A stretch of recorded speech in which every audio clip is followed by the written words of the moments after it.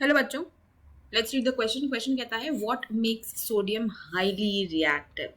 तो अगर इस क्वेश्चन में हम बात करते हैं अबाउट द की कॉन्सेप्ट, तो देखो सोडियम एक रिएक्टिव मेटल है, this is very well known.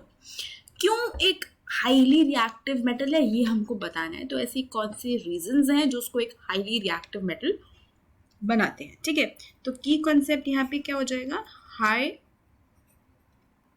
reactivity of sodium. This is what we are going to discuss. तो सोडियम क्यों ज्यादा रिएक्टिव होता है? देखो, इसका पहला रीजन तो होगा कि इसकी लो आयनाइजेशन एनर्जी होती है, क्योंकि इसका जो साइज है वो एक अच्छा बड़ा लार्ज साइज है, तो आसानी से इलेक्ट्रॉन जो है इसमें से निकल जाता है। एक ही वैलेंस इलेक्ट्रॉन इसमें रहता है, तो आसानी से इलेक्ट्रॉन निकल जाता है, ज़्यादा एनर्जी नहीं लगती है, तो लो आयनाइजेशन एनर्जी होती है इसकी, which is also the case for other alkali metals. ठीक है, एंड लो आयनाइजेशन एनर्जी की वजह से रेडिली इलेक्ट्रॉन ये लूज करता है।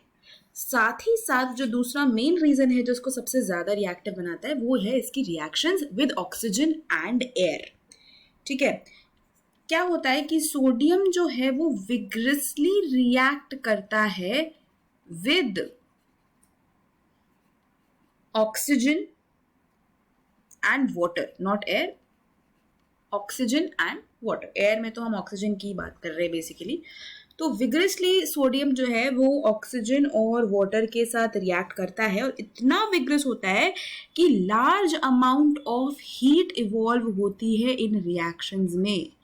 Large amount of heat is evolve, मतलब ये हाईली एक्सोथर्मिक रिएक्शंस होते हैं।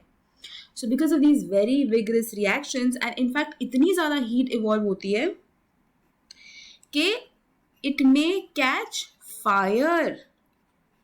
बहुत साउंड्स प्रोड्यूस हो सकती हैं, फायर कैच हो सकती है।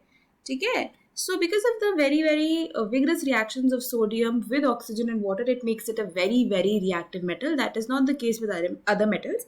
बाकी metals इतना vigorously नहीं react करते हैं ऑक्सीजन और वाटर के साथ, नॉर्मली रिएक्ट करते हैं, लेकिन सोडियम बहुत ही ज्यादा vigorous reaction दिखाता है, highly exothermic reaction, it may catch fire as well. So these are the things that make sodium a very highly reactive metal. तो यही इस क्वेश्चन का आंसर है। Hope you understood it well. Best of luck.